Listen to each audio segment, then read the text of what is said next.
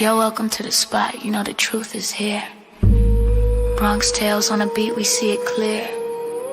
All the cases, all the shadows, we break it down. Pull up a seat, join the fam in this town. Every story matters, every voice you bring. We don't just talk the talk, we let the facts sing. Logan and Bronx, yeah, they lead the way. Shining light in the dark every single day.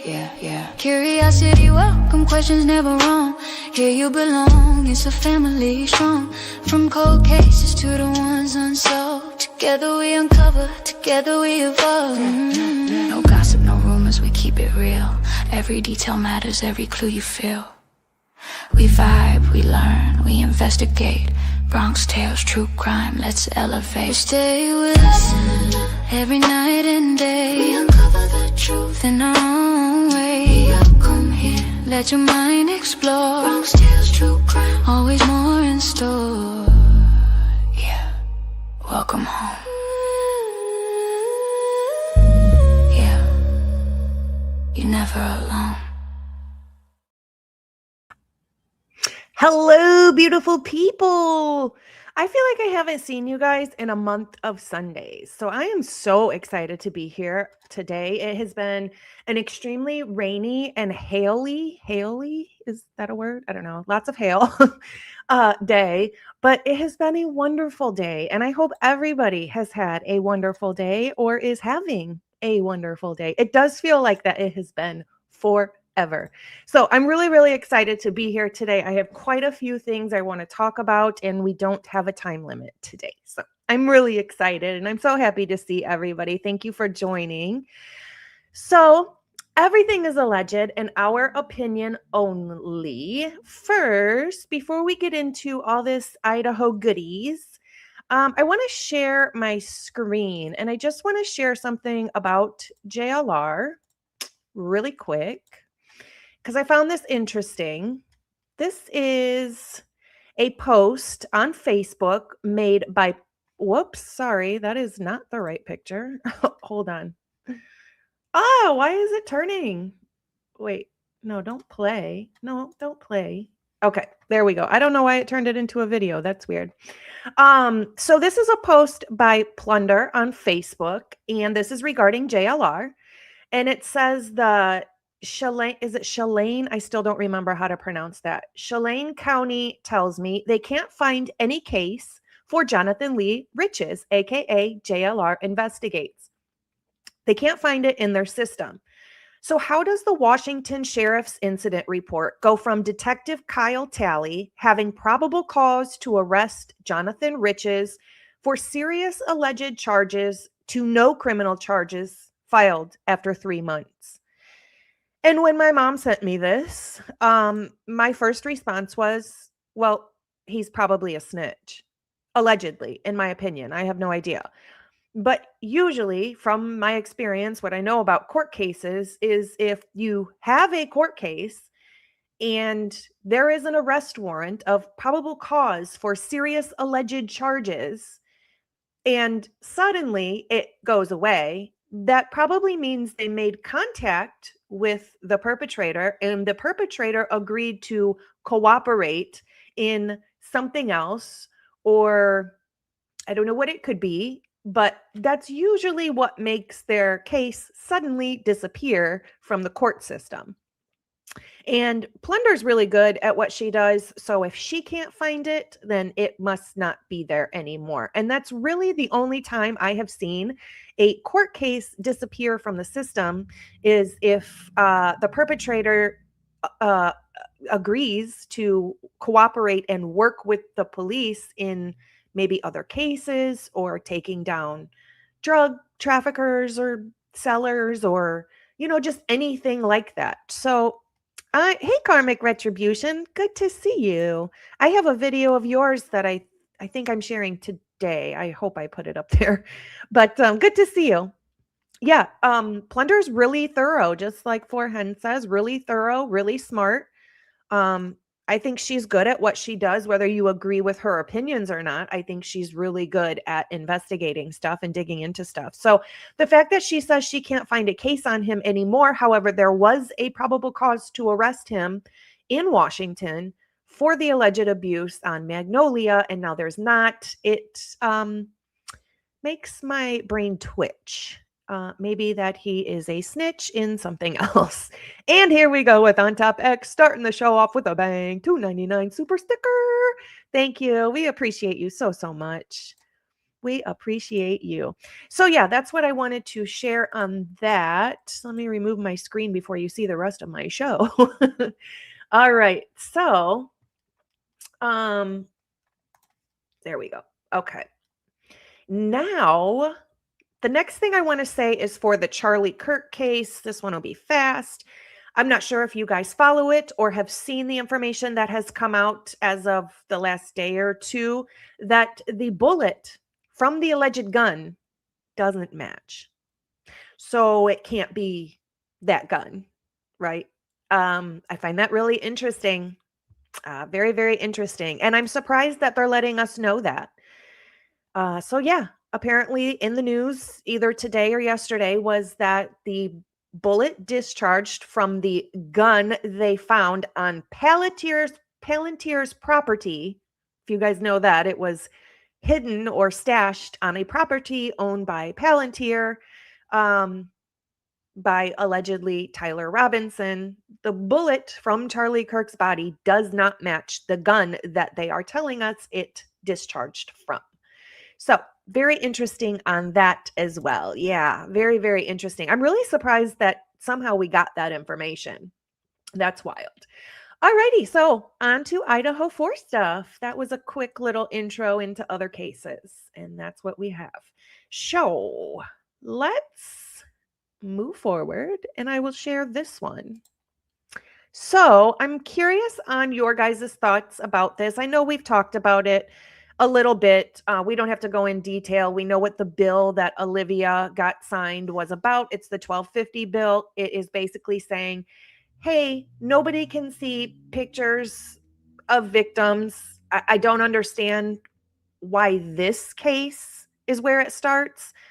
You would think it would be something from previous cases, like, famous people or, celebrities or, I don't know, just something other than this case. I know it's a high profile case, but it's basically, yep, that's mine too. My thoughts as well. It's basically lack of transparency is what this bill is saying. I think we kind of all have established that by now. But I just want to play quickly this little interview with Alivea. But what I find most important and interesting is the comment section. As I scrolled through all the comments, I mean from top to bottom, whether it was a pro burger or a guilter, each comment was against this bill. And I found that interesting. At least we can all agree on something. This bill really is just keeping everything private and in favor of killers, right? It makes it, if we can't see the stuff, it's not that we need to see bodies. It's just the principle of transparency. And I do think that seeing what happened to some people keeps people alert and aware of their own surroundings, like, crap, this could happen to me, but also the emotional impact that it has on people when they see stuff like that. And I think being able to see that kind of stuff makes the charges even that more powerful, and makes, if the judge can see them, you know what I mean? He's already going to see them in court, but you know what I'm saying? Like, if everybody can see them, it makes it that much more powerful to make those charges stick on actual murderers. So I'm going to go ahead and play this little doohickey here. It's not super long.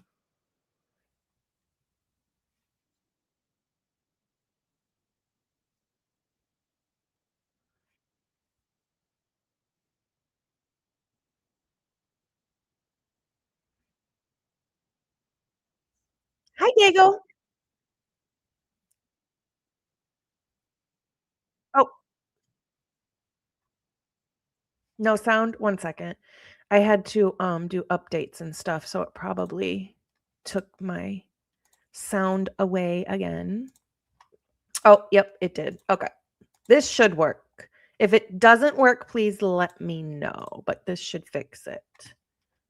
Call. Steve, just to be clear, what exactly does this law limit from the public record? How does it work? As I understand it, this is mainly Olivia's bill that she's been working on, and I've been on the sidelines for this one. But it protects crime scene, the gory, the body. You know, it protects that. It basically says it's still going to be used in a court of law and all that. It's just not something that gets released to the general public. Freedom of Information Act. There's certain things that are just not evidence, and that's kind of not evidence. Please, Steve Goncalves, please explain to me how pictures of the victims in the way that they were left and the wounds on their bodies, how is that not evidence? Isn't that the main piece of evidence? It is evidence. And nobody's sitting here begging to see victims in their worst moment. It's not about dignity. It's about finding the truth. It's about transparency. It's about knowing what happened to these people. And if it fits and goes along with what we're being told happened. If there's extra, I mean, I truly would love to see, this is going to sound horrible, but it's very raw and honest. I would love to see the wound specifically near Kaylee's mouth, to see if we can find what weapon actually did that to her. I mean, it's pretty clear that Bryan Kohberger is probably not our guy, right? And being able to see what actually happened and learn what other weapons there were, we could maybe attach those weapons to somebody else that is the perpetrator or perpetrators. of what we're taking. I mean, Yeah. we didn't even have a court case. It was a plea. So we see that this is something that is a common courtesy for a family that went through something like this. We don't drag us through this. And Olivia, to be clear, if a family wants to request the photos for whatever reason, they could still, but is there some limitations to that? So it goes with the familial hierarchy. So it's surviving spouse, adult children, parents, siblings, grandparents, and it has to go in that order. They can't jump the line, but there's no limitations on. Now there's an order to it now too. It has to go in a specific order. Please don't accept this bill or sign this bill in my state. Please don't.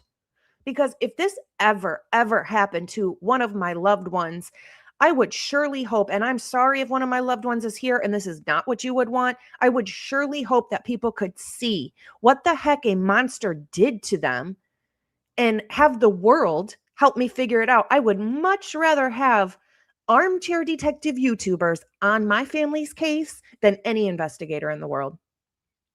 Other than investigators having the reach to, do DNA and stuff like that. But as far as just digging into a case from your couch or work chair, please, YouTubers, help me. That's what I would want. And I think that a lot of people do want that. Thank you, Dago. Sir Dago in the heezy. Let's get that goal moving, folks. Thank you, Dago. We appreciate you so much. So good to see you. I did have another comment up here I wanted to share. Unidentified celestial object. Totally agree with you. They are trying to downplay everything. And the photos would bring attention to the fact that what really happened has not been truthfully told. Yep, absolutely. Getting access to those records. Olivia, were you getting pushback? Was anybody saying, I don't agree with this, I think this is a problem? Because I imagine the argument would be, critics would say, hey, listen, the public, news, we have a right to public access to all details about this case, no matter what it is. Were you receiving that kind of pushback? And what would you say to critics who say that? Yeah, so I actually have to give credit to Senator Wintrow. She worked amazingly hand in hand with the press actually to make this a very smooth transition and to make it so that this isn't about a lack of transparency. This is about protecting dignity. And for those who would have a problem with this very uncontroversial bill, I would say that Maybe you should just reconsider why you feel entitled to view photos taken during a death investigation of a dead body. Okay, first I want to address this chat. It says, I know not all do this, but don't most places blur or block out bodies or faces, at least, in crime scene photos you get from a FOIA? Or am I thinking of just personal info on documents? No, I do think that faces would be blurred out, which I think is fine. At least, we could be able to match wounds to documents and things like that, or at least give us a full detailed autopsy report and mark where every single wound was. Or better yet, don't show the bodies, just take close-ups, close-up pictures of each wound and release those. We don't necessarily need to know, we don't necessarily, I guess, need to see the entire body or have the face blurred. Or if there's a face wound, then just do a close-up of that wound and mark where it is on the face. And I don't understand what the problem is. Now I'm going to address little Missy here. She's saying that Dago's on it. Dago's on the goal today. 8 more to go. Come on, y'all. Let's show some love. Thank you, my dear. Little Missy over here is talking about why people feel entitled to pictures of loved ones' dead bodies. It's not about that. It's not about entitlement. First of all, there's a thing called freedom of information. Schluther75 and the Heezy 999. Thank you, my dear. We appreciate you so much. You guys are so incredible. It's about transparency. This is literally the first step in, okay, so now that we have this bill signed, let's get another bill signed of we are not releasing any documents that has any victim's name in it, or any, that's step 2. And then by the end of it, we don't get to see anything. We don't get to hear anything. We don't get to, and these law enforcement officers can arrest whoever they want, whenever they want, pin it on whoever they want, whenever they want, for whatever reason they want to, and the world would never know the difference because we wouldn't get that information anymore. It's not about entitlement. It's about freedom of information. It's about not hiding things that monsters are doing to people. Yep. Censorship. We're getting to the point of we're not going to have free speech anymore. We're not going to, it's like this is very close to that. I'm so tired of censorship. We only get to see what people want us to see. No, I want to see and hear what I want to see and hear. Yeah. And on top of that, it's pretty funny that NewsNation, of all places, of all entities in the world, are talking about, yeah, I agree with you. People don't need to. Aren't they the ones who released the crime scene photos? Weren't the crime scene photos only released to NewsNation from the beginning?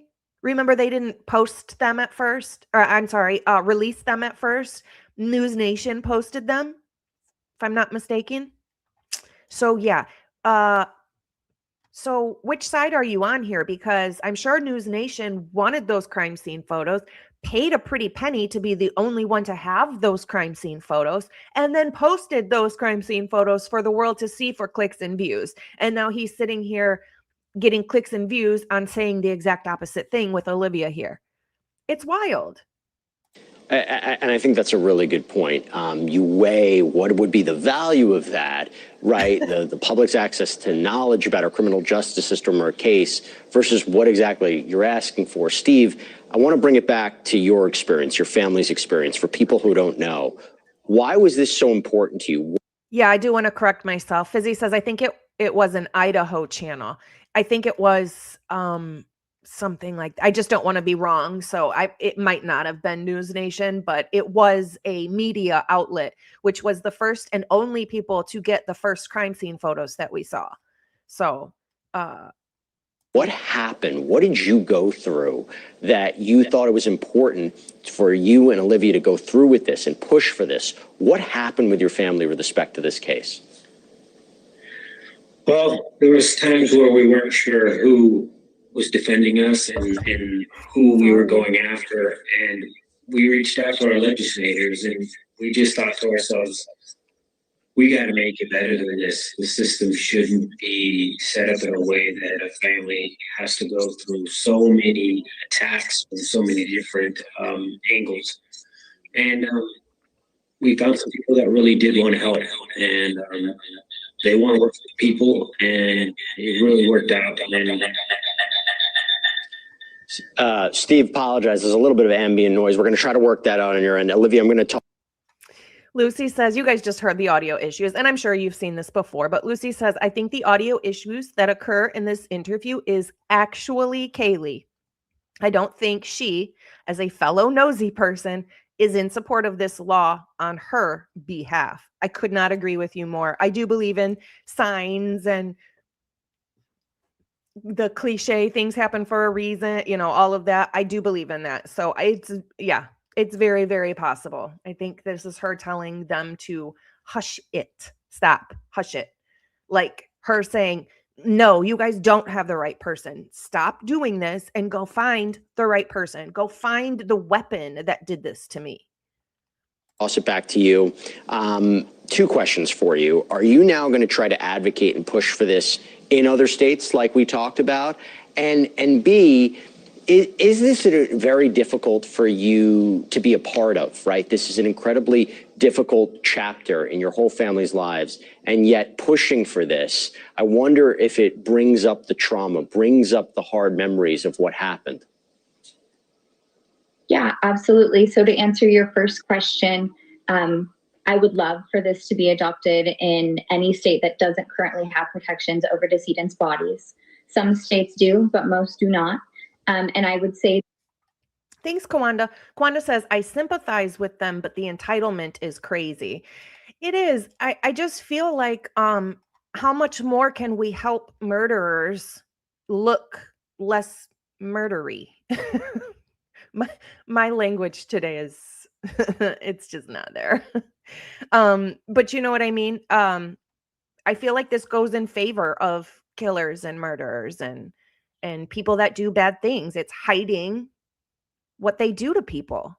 And it shouldn't be like that. Thank you so much, Kawanda. We appreciate you and good to see you. To the legislators of those states, if it can pass in conservative Idaho unanimously, it can pass in your home state too. And I would also say, on a case like this, it's better to be proactive than reactive. And it's better to try to reduce the harm before the harm has happened. And then to answer your second question, yeah, it's always really, really hard to, I think testifying is the hardest part. When you're really trying to help people understand the importance of specifically why families should have access to these photos. That's mainly the hard sticking point. And it's difficult to remember seeing my sister and the feelings that happened. And it's always difficult. And I think it's always going to be, but it's worth it when maybe I can avoid this happening to the next family. That's a good point. By the way, Alivea, how are you doing? How are you doing right now? How are you and the family doing? Oh man, my favorite question. We're all doing fairly well. Yeah. New beginnings, fresh starts. We're all doing well. Steve, I want to turn it over to you. I don't care if you're echoing or not. I want to still. That's pretty much the end of the interview. His audio does not come back. But Lucy says, also, not all families of homicide victims feel the same as they do. Let me be very clear on that. And actually, let me add this to the stage again. I agree with you 100%. I want to actually show some of these comments. I don't feel we have a right to see the deceased body in a death investigation. However, I believe we have a right to the full and complete authentic autopsy reports with diagrams, not just an itemized summary. Why are they more worried about pictures than the actual truth? The people make themselves look suspicious. I thought this was America, where people had a right to information just in case of a cover-up. If something horrific happened to one of my kids or grandkids, show the body. Show it all. Show it everywhere. Full transparency. Maybe then people would get prosecuted to the fullest extent of the law. And in the Idaho 4 case, have a fair trial and, if convicted, put in front of a firing squad. This law does nothing to instill trust in the system. And it just keeps going on and on. I think showing the bodies could help infuriate the public against crime and lead to tougher anti-crime laws. I mean, it's every comment. And there's even guilters in there that are saying, hey, I think they have the right person, but this is doing nothing to help anybody. Not the families, not the public. And if I can remember a time when, wasn't Steve in the very beginning saying, we need help. Somebody needs to be an alpha, step forward. I don't want to be the one to I paid that bill. Wasn't he begging for the public's help? And now suddenly, he's saying we weren't allowed to hang flyers before they caught anybody. We weren't allowed to hang flyers. That's exactly part of what you just put in motion, is to not be able to do those things and not have help he was begging for help from the public. And now they're hiding behind something. And I don't know what it is. I don't know if it's a guilty conscience. I don't know what it is, but to me, it feels like they're hiding from something. They could be putting all of their efforts into finding the other weapon that did this to their daughter. Make sure that, I know they think that they have the right person, but let's make sure they have the right person and that there wasn't another person there, considering we have a bloody fingerprint in the victim's blood on the back slider that doesn't belong to Brian Koberger. Let's look into that. Let's look into some things about this case instead of hiding behind trying to push lack of transparency. Now, if it doesn't get any worse, let me thank Fizzy for sending this to me and showing this to me, but I'm going to show you another one because it just gets worse.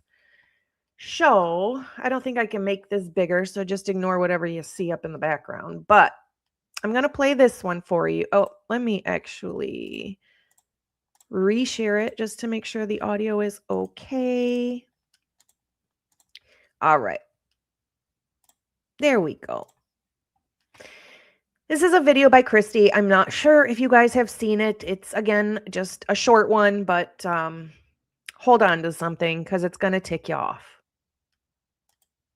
So I have a little story to tell you all about this little wallet here, little clutch that was in Kaylee's room, and I got it a couple weeks ago when I was going through all of her stuff. And some of you may be familiar with it, as it is laying on Kaylee's bedside table in a lot of the photos. But anyways, this little wallet, when I looked inside, had some stuff in it, and I will share that. So it had a little lip gloss and a little lip liner, a bunch of change, in addition to a $100 bill, a couple tens, a couple fives, and a bunch of ones. But it also had... That was the money that actually was recorded in evidence, and it was not in the wallet. I believe it was sitting out. This isn't an evidentiary thing. I'm just letting you know that this money was sitting out on her desk and was not actually in the wallet to begin with. And it was taken into evidence, I believe, at first. I'm not sure if it was taken into evidence, but I know it was like written down in there, what they took and packed and all that kind of stuff. Had some things of Maddie's, which was like her identification, her debit card, her medical card. And so I originally thought, this is Maddie's. I need to get this back to Karen, So, but I kept looking, and it also had Kaylee's debit card, and there was no ID of Kaylee's, but a couple other things that belonged to Kaylee in it. So I thought, that's kind of weird. So I called Karen and I told her about it. And she said, that doesn't look familiar to me. I don't think it was Madison's. So we kind of thought maybe the girls just put their stuff in one thing that night and went out, it was all safe in one, which makes sense. So I said, well, what about this money? What should we do with this money? Should we split this money, or what do you want to do? So we decided to go to lunch. So last Friday when we went to lunch, Kaylee and Maddie paid for our lunch. So, and then lunch was only $75. So we wound up putting the 100 down and all the rest of the money. So our waiter, who was amazing, our little waitress, got a really nice tip, from Kaylee and Maddie as well. So I just thought that was a cute little story, fun little story to share. I don't know, maybe you guys think it's stupid, but I thought it was fun, thought it was cute, and wanted to share it with you all. Love you guys. No, I think it just shows how effing dense you are, and the fact that you took the last of your daughter's money that is now deceased and spent it on lunch, $100 lunch. I think that is wild. When I saw this, it made me upset because I was thinking of my family member, right? And what if that was the last of her money, the last thing she touched, I would go as far as to, I said I would frame it. I don't know if I'd frame it, but I would surely keep it safe just the way it was. I don't understand why every single thing is about money for them. I don't get it. The other thing that irritates me is this whole page in general. They want to talk crap about everything we do and you do and they do. Not them, but other people. But they're sitting here tagging the For You page in all of their videos, so it spreads far and wide, and they get paid off of Facebook for clicks and views. They want to say that's what we're doing. No, we're actually out here trying to find the truth of what happened to your own daughter while you're taking the last of her money and spending it on lunch on yourself. And that's upsetting to me. That hurts my feelings for Kaylee, and it's no wonder Kaylee was estranged from these people before she passed away. This one irritated me. It made me upset. Yeah, I would have kept it for safekeeping as well. I just would have. I don't know. I feel like that's something that's kind of morbidly weird about spending the money on yourself. You take her car, I don't know. Miss Pot says, Steve worked in healthcare, right? Before all of this? Yes, Steve worked in IT at a hospital. So yeah, basically, yeah. It was just in the IT department, but it was at a hospital. Could have been used on a FOIA, but who cares, right? Exactly. Thank you, Kawanda, very, very much. Exactly, though. I mean, it could have been... Donate it to somebody less fortunate. How about maybe send Samantha a freaking birthday card? I mean, Kaylee might like that. At least you're trying to do something good for somebody instead of yourself. Oh, it's just enraging to me. I don't know why this bothers me so much. Yeah, exactly, Critic Rick. These are mementos and memories you can't get back, and you just go randomly spend it on a lunch on yourself. Ew. Not something I would ever do. And I surely wouldn't be doing things like this for clicks and views either. I would be, wanting the public's help. I don't know. Just me, I guess, but yuck. Lady says, Samantha's doing stuff in South America in Kaylee's name. That is so good to hear. At least, maybe the genes come from Christy's side, the icky ones, allegedly, in my opinion only. Maybe Samantha got some good genes from her mom, right? At least she's trying. Seems like she's the only family member that's trying to do something good for Kaylee in Kaylee's name, because all the other ones aren't. Clearly. Another thing, speaking of Fizzy, we were talking yesterday, and another thing I wanted to touch on before I skip ahead onto some other things is we were talking about military stuff yesterday, and she brought up a really, really good point, and I wanted to make sure and just put it out there. She said, I'm not really sure that Kopaka's involved. And I said, I'm not really sure either. The only thing that really makes me think Kopaka might be involved is the whole hatchet in the wall thing, because I don't think it was a knife that cut the bed or these people.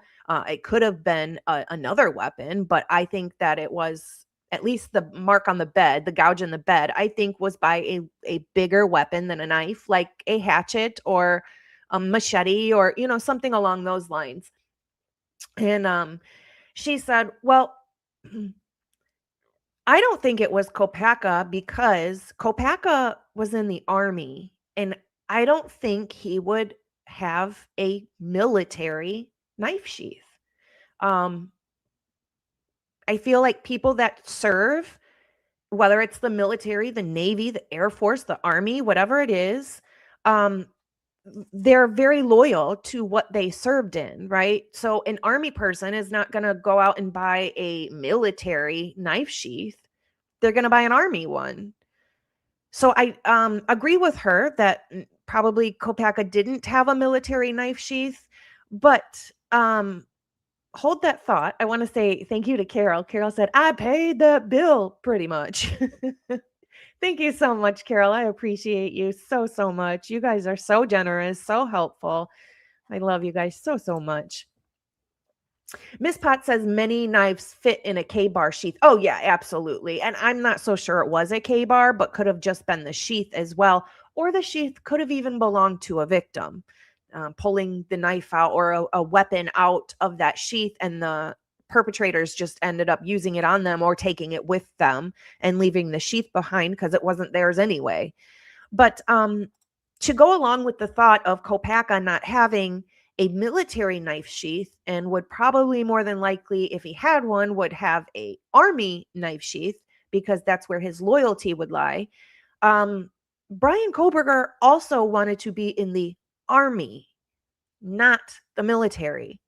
So would he necessarily buy a military labeled knife sheath? Or since he wanted to be in the army so bad, would he maybe have chosen an army knife sheath as well? I'm still... Fizzy says, wasn't there an axe throwing competition around the time Kopaka died, or was that around the time of Idaho 4? The knife throwing competition was the same night that Idaho 4 happened. So the 12th going into the 13th was the exact same night, which is wild, right? Because to me, that gouge in the bed does not look like a knife gouge, but could just be me. But, uh-oh, what happened?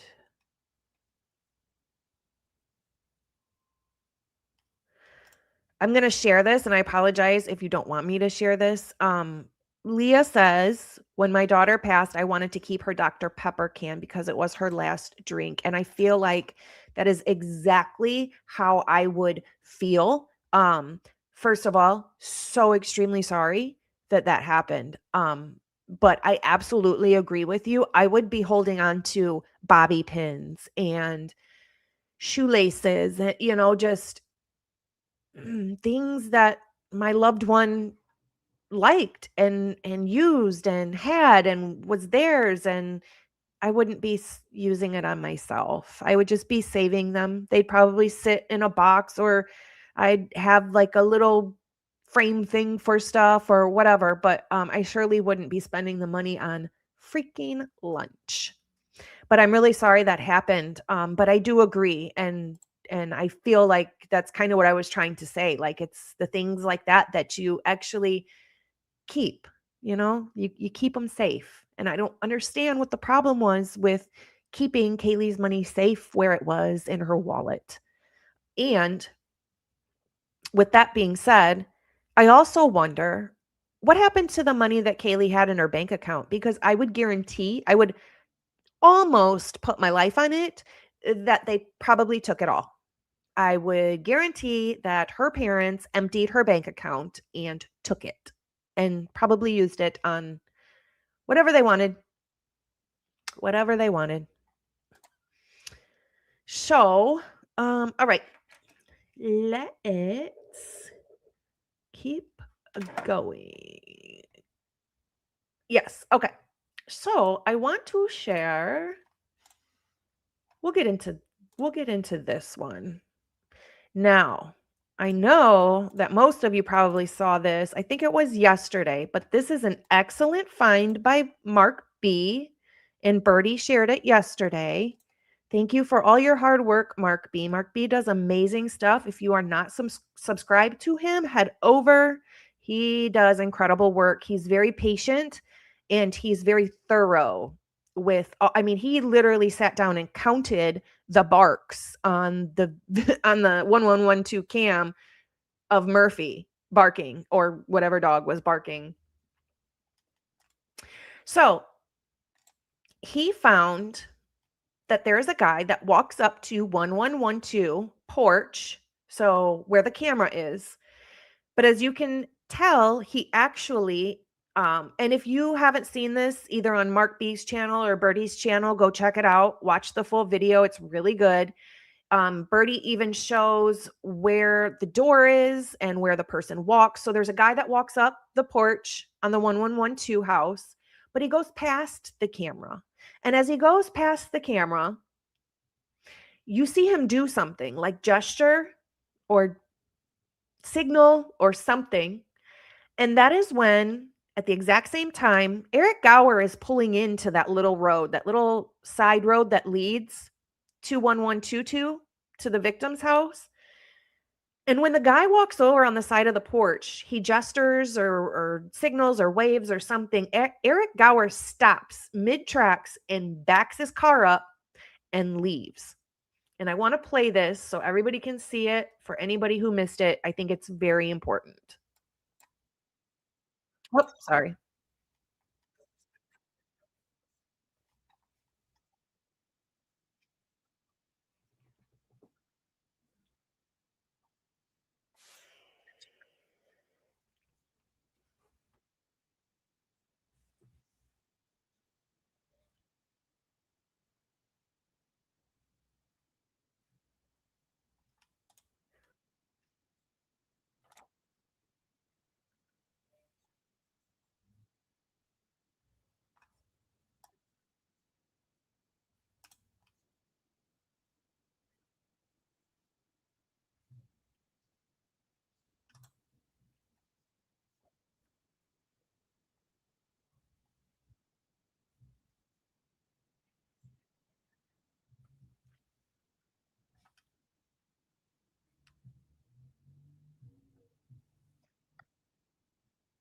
So I did zoom in.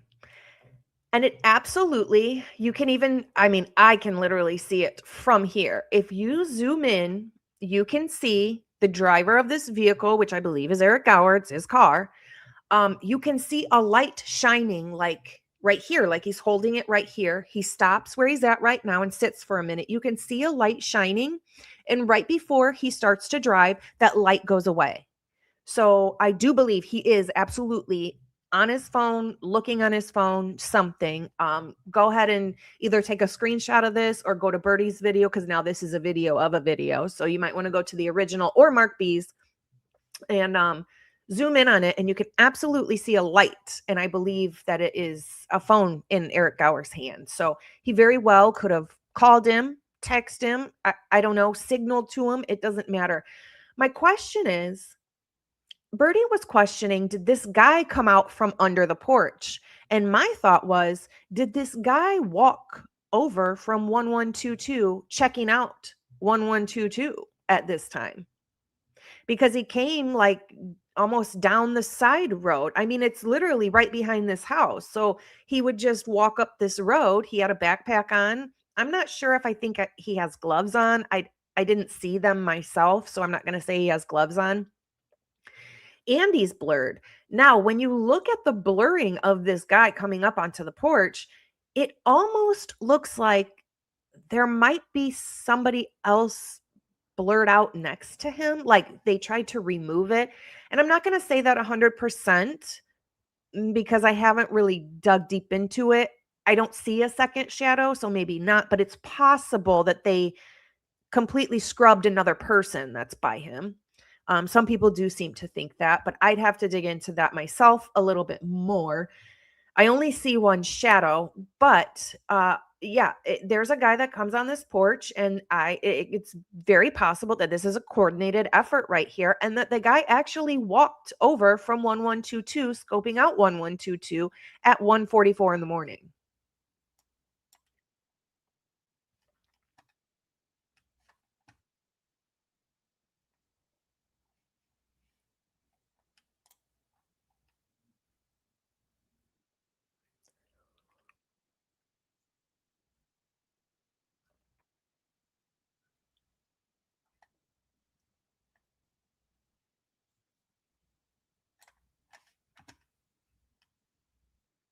Oh, sorry.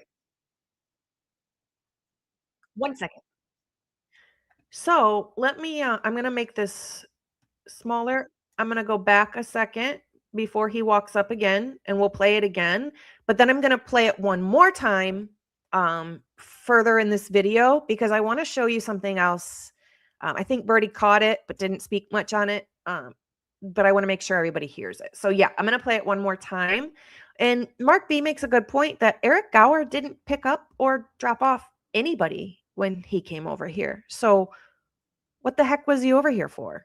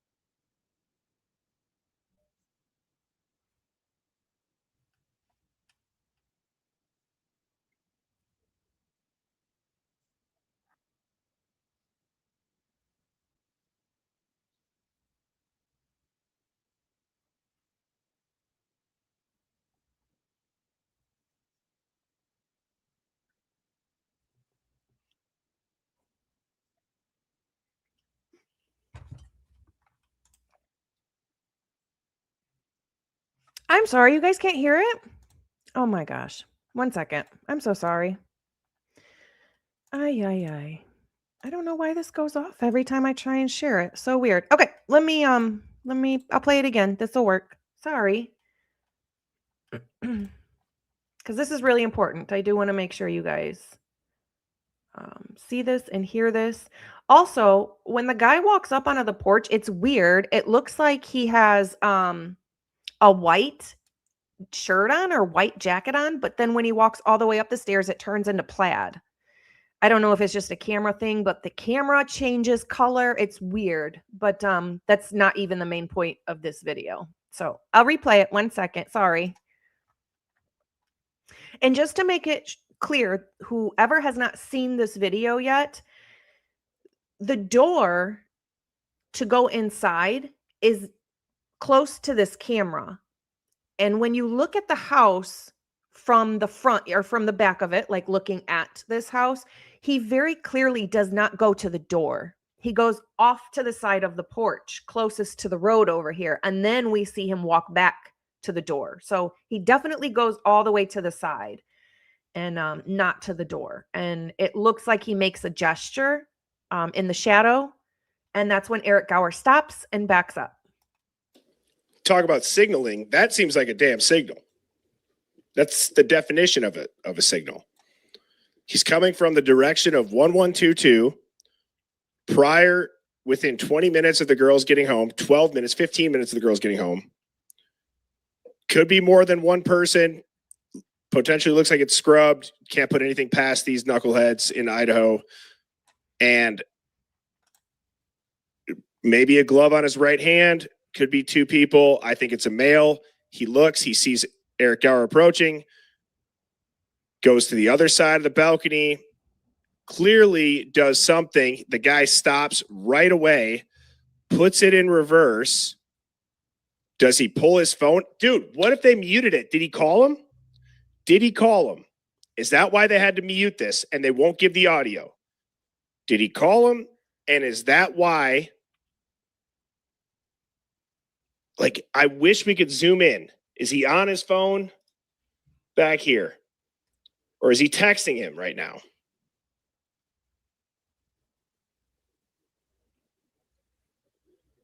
And then either they have a quick conversation or it takes a little bit for them to text each other back. And then he leaves.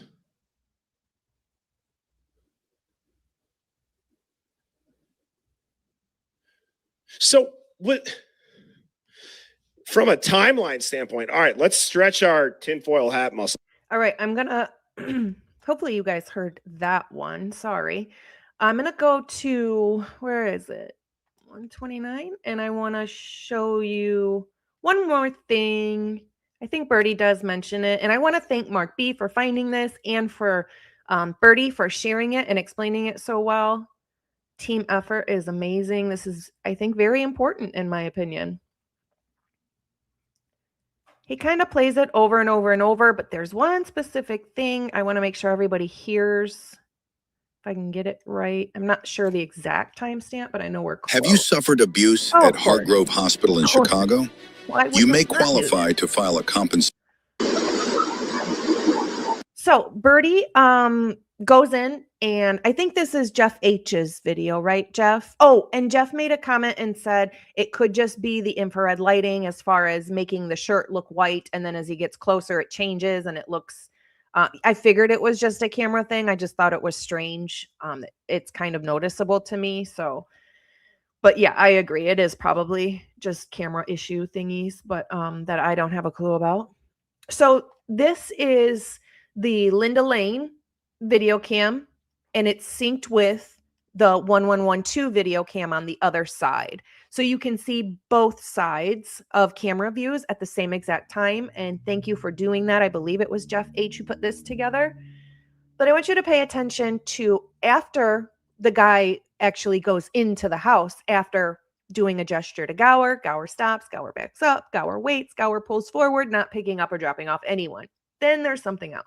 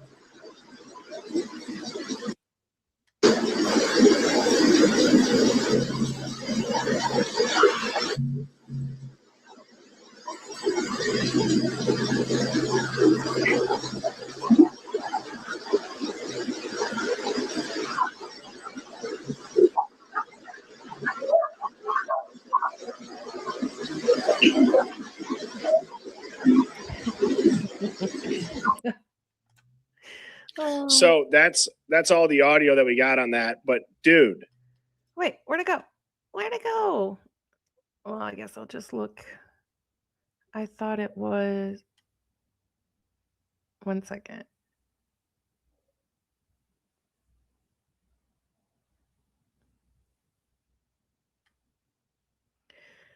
Shoot, where'd it go?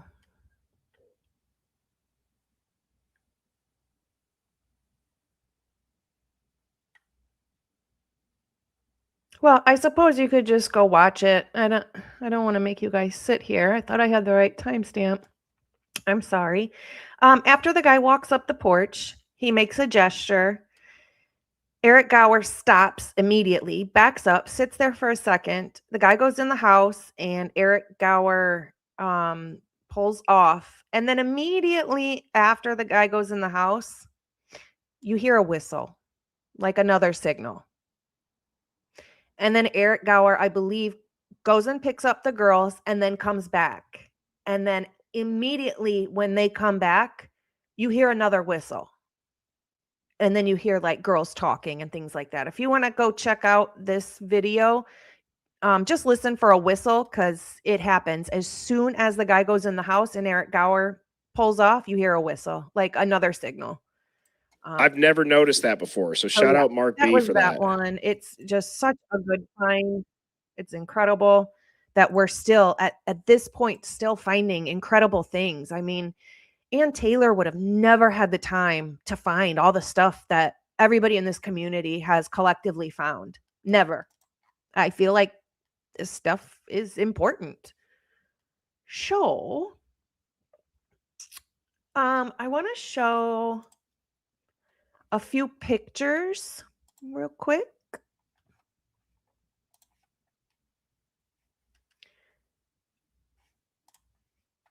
I don't know why this suddenly turned into a video. Okay, we'll just stop it here. This I just want to show because we know that this is more than likely Ethan's phone.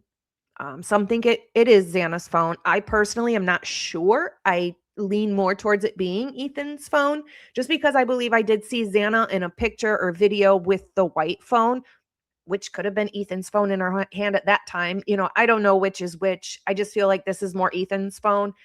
But I just want to make it very clear and known that this phone is under this piece of clothing and it's under this hanger.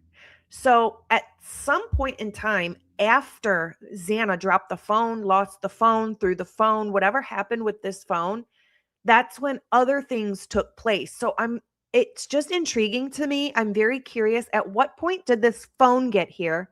And then why is the clothes and the hanger on top of the phone? Like, who picked up the hanger and for what? So obviously the phone got there first, then the piece of clothing got there, and then the hanger, in that order, because the hanger's on top of all of them. I just find things like this interesting. And there's more things like this within this room and within the crime scene. And I always wonder, like, how did it get there? When did it get there? And how did the piece of clothing get on top of it? And then who picked up the hanger, or what happened with the hanger, and how did that get on top of everything? Those are just little things that I like to look for. So I don't know if it could spark anything in anybody else to look for it. I just find this interesting and curious why the hanger is on top of everything. Did Xana pick it up to try and use it because it was the closest thing next to her, try and use it as a weapon? Or I don't know how it got there, but it was in that order. It was phone, piece of clothing, and then hanger.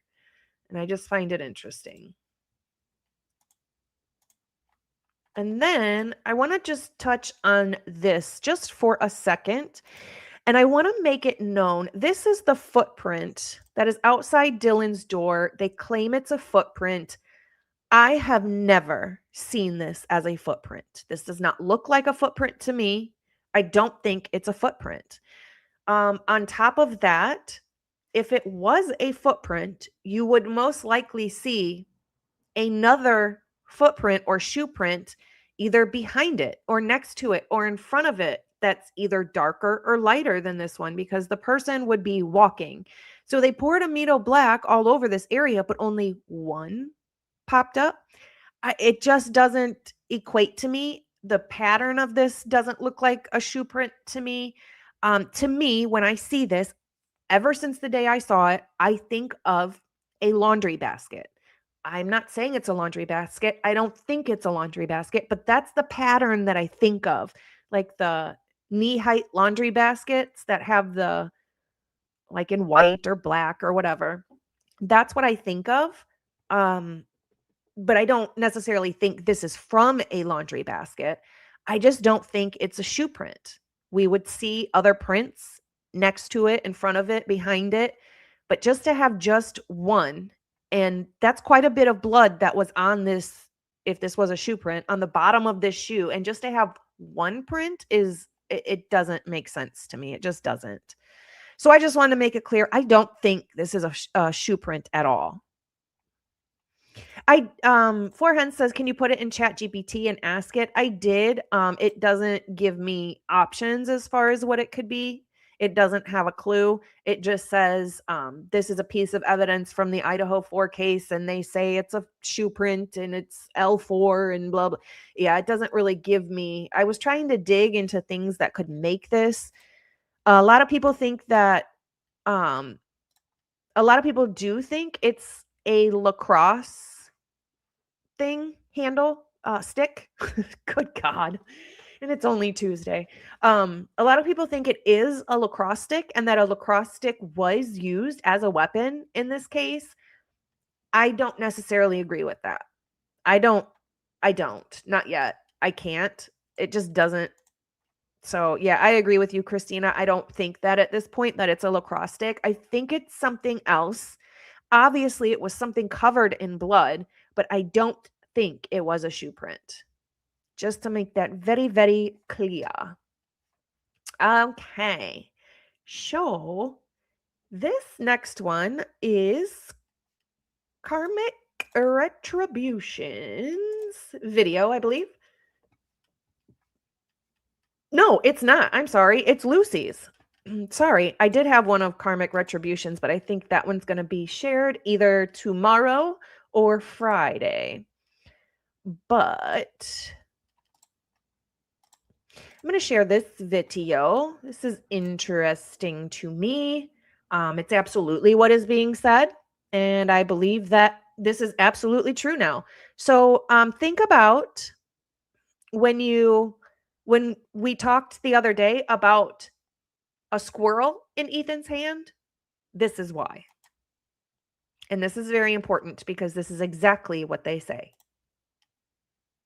And thank you, Lucy, for finding this and putting this video out. We appreciate you.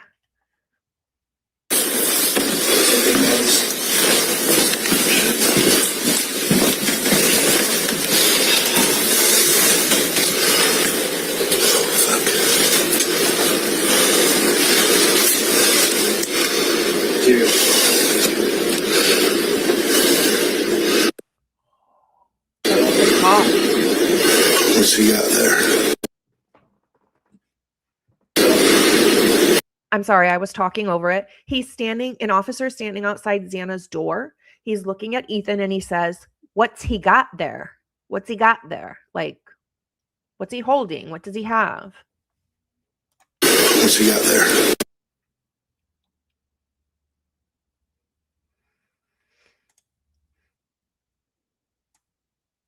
Probably.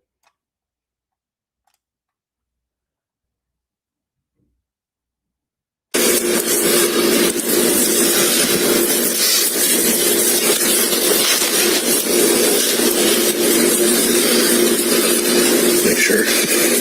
Yeah, there's.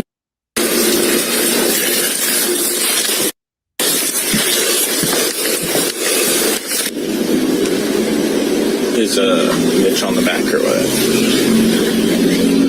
Understands.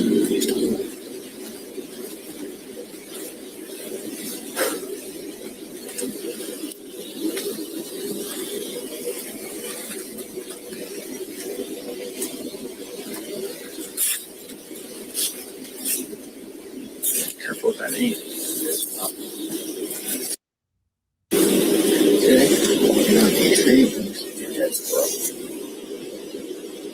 Like in his hand.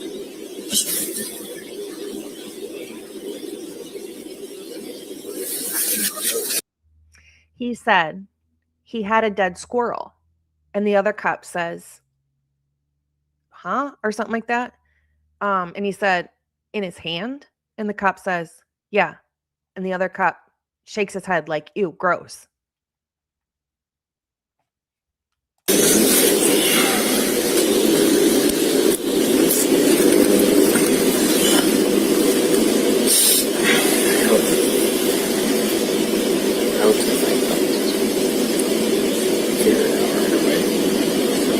Once it starts getting processed, it's gonna go by pretty smoothly. Like they're already ready, right?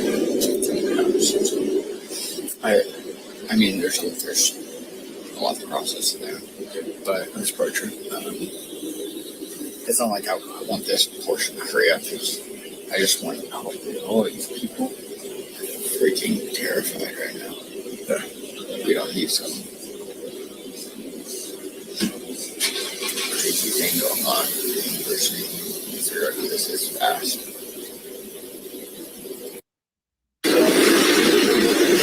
What's he got there? Dead squirrel. Like in his hand.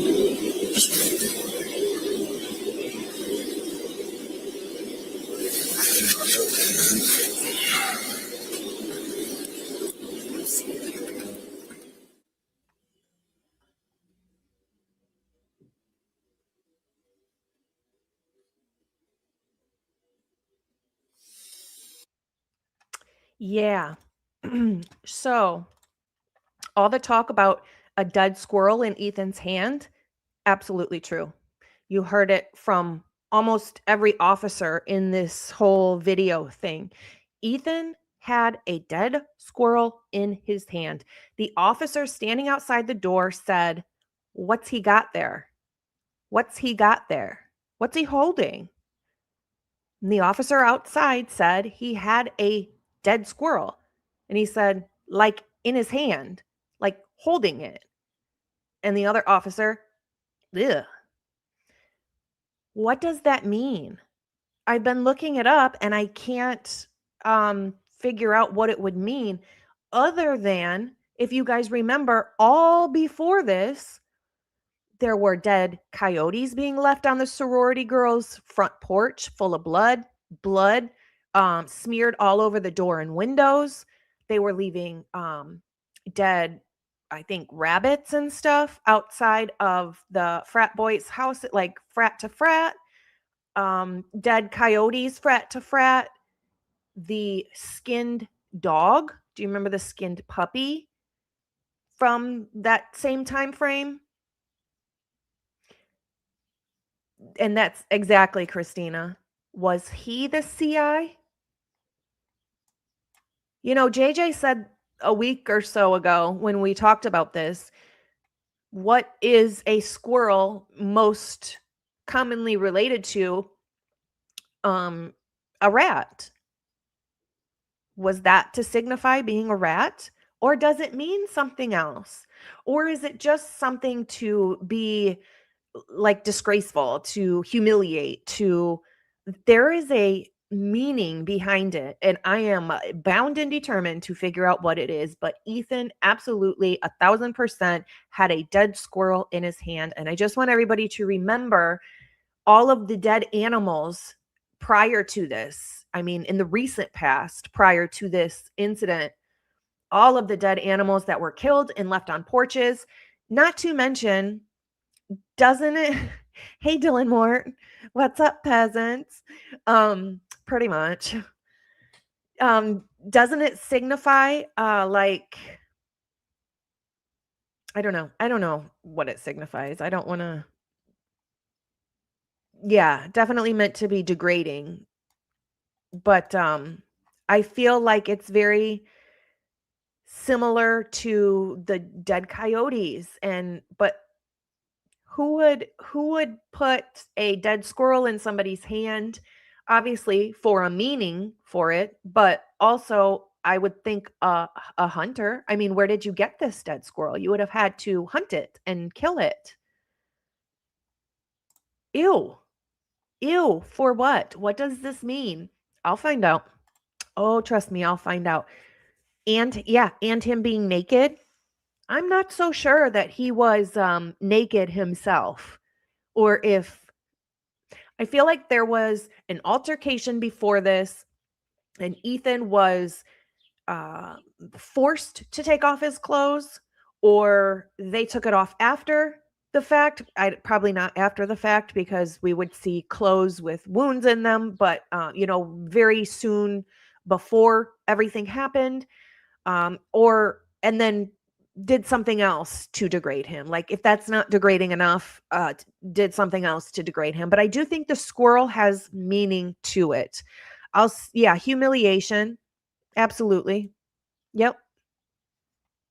Yep. But yeah, that's absolutely disgusting. So we knew about the squirrel thing a couple of weeks ago and we were kind of talking about it, but I kind of dismissed it like, oh, we don't have proof of that. But yes, we do. Now we do, thanks to Lucy. She put this together. So yeah, we do. And it was recent. It was recent too that this was kind of heard and put together. So I think this you can't find it because it says unlisted. Yeah, it was 7 days ago. Do you want me to put the link to it? I'll just put the link to it if you guys want it. There's the link to it. But yeah.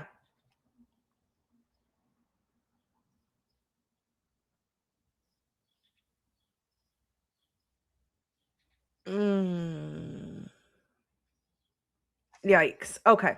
Yeah, I just think it's very much connected to either it signifies something, very much signifies something, making a point of something, or it's connected to all the other animals that were killed, hunted, and put on people's doorsteps, like the sororities and the fraternities, and even the puppy that was, close your ears, skinned alive. I can't. Oh, I just can't.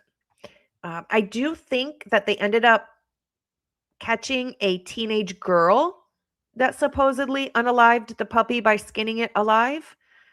I heard that, but I don't know how true it is. So I don't know.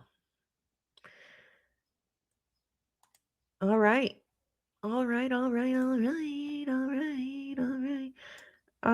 Okay. Okie dokie, guys. Do you know what time it is? It's time for Bronx's Buddy of the Day. Dun. So I told you guys you were going to absolutely love today's Buddy of the Day, Bronx's Buddy of the Day. This is Dash, but I want to show you another thing why this is extra special today.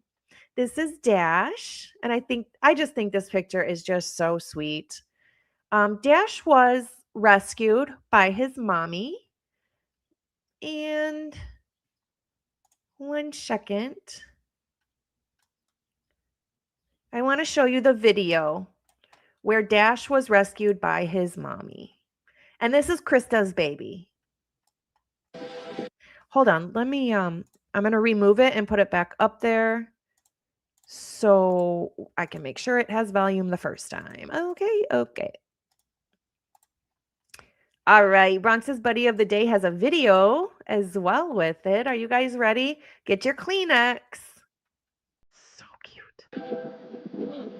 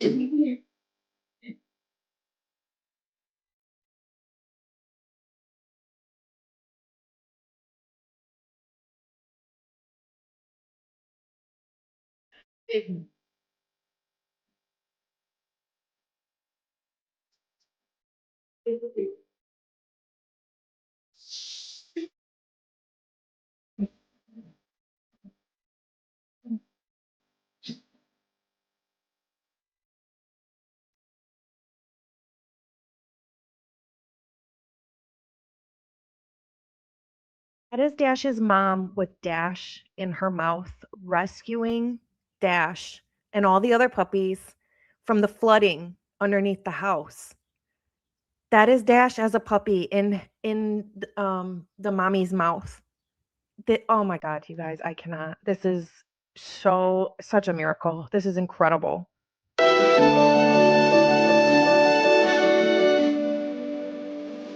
Oh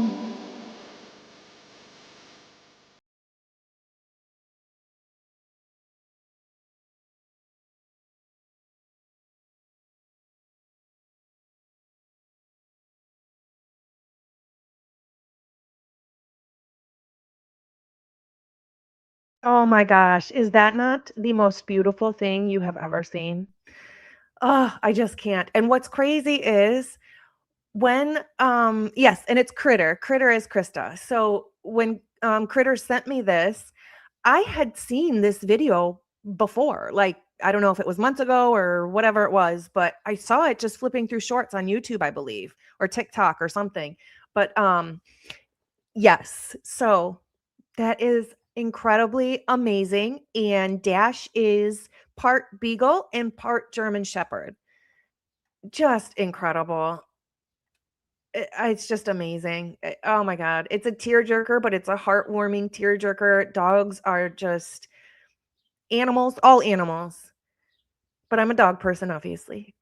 We don't deserve them, you guys. I feel like they're just too good for us and too good for this earth. And we just are so blessed to have them. And this little doggy mommy is so incredible. And we're so grateful that her puppies survived and are here with us. And we just love it. It's just so sweet. And I just want to show Dash one more time. Bronx's buddy of the day. I love it. I love it. I love it. Okay, guys. That's it. That's what we have for you today. I will see you tomorrow, more than likely, and then Friday, of course. So on Friday, I like to do viewer submissions. So if any of you guys have anything that you found interesting that you haven't heard before, or maybe that we forgot about or heard a long time ago and you want to refresh our memory, absolutely just email it to me, send it to me. And that's what I like to do on Fridays. Maybe if we have time, we'll do a call in or something. But other than that, I will see you guys more than likely tomorrow. So I hope everybody has a wonderful day. Do something nice for yourself today. Be kind, but more importantly, please be kind to your animals. We love you guys. And thank you, everybody, for all of the gifted. Thank you, On Top X, for another $3.99 super sticker. That is amazing. Carol's amazing. Kawanda's amazing. Kawanda again. Sluther. Of course, Dago and Dago. And On Top X. I appreciate all of you so, so, so much for helping this channel just grow more and get FOIAs when we can get them. I did send another email to the city of Moscow begging for a price. Just give me a price. I don't care if it's for one, just give me a price. So it's getting ridiculous. I'm about to jump on this bandwagon of suing the crap out of them because I've had enough.